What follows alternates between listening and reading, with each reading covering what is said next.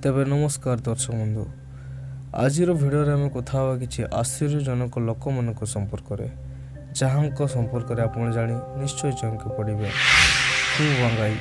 तेबे यही पिलाटीर बयस एवं पाखापाखि 17 वर्षर हम। तेबे यह चाइना देशर निवासी अटे। प्रथम यही फोटो गुड़िक देखा मात्रे समस्ते या फेक बोली कहते, किंतु जो समय यही पिलाटी सारा विश्व सामने आसिला समस्ते या देखि चमकी पड़े।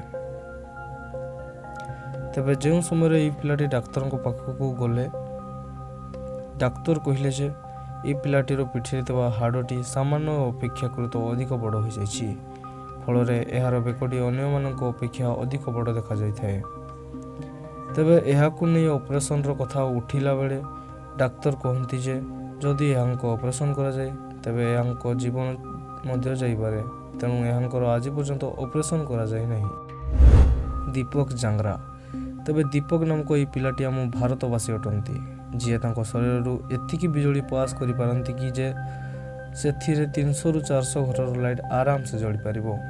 तेबे यहाकू नहीं से कहती जे से छोट थिबा बेले किछि बिना कवर थिबा तार को छुईबा परे से निज शक्ति संपर्क में जाने को पाइथिले। तेबे से एबे निज गाँव रे पूरा ट्रेंडिंग रे अछंती।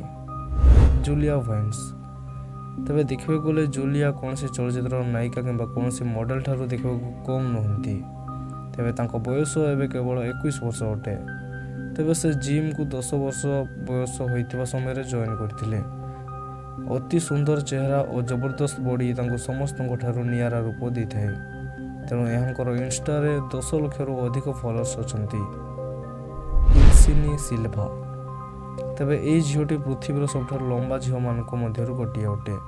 तेबे से ब्राजिल देशर बासिंदा अटंती।